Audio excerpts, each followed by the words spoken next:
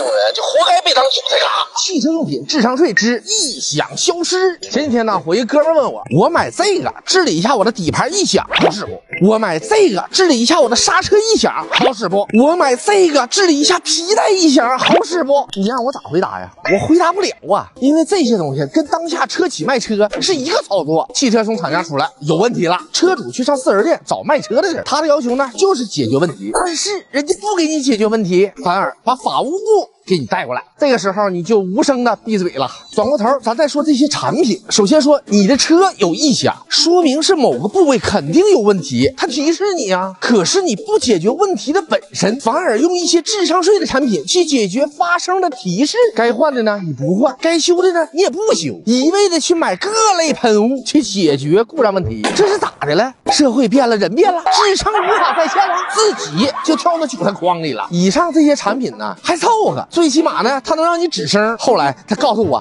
他还买了个这玩意儿，哎呀，我这不麦力素升级版吗？说是放在空气滤芯的位置就可以提升动力，还节能环保，消除顿挫，还降低噪音，重点它还清理积碳，这不纯纯的智商税典范吗？如果安一个这东西就能解决车辆自身固有的问题，那要那修理厂和4S店有啥用啊？然后我在网上这么一扒拉一看，火冒三丈啊，他们还卖900多单，谁买了？这真是年年换新品，月月整花样啊！嘿嘿，他就有人信。最后我回答了我朋友这么一句话：我会飞，你信不？你用过什么智商税产品？评论区发出来，咱们搂卡搂卡。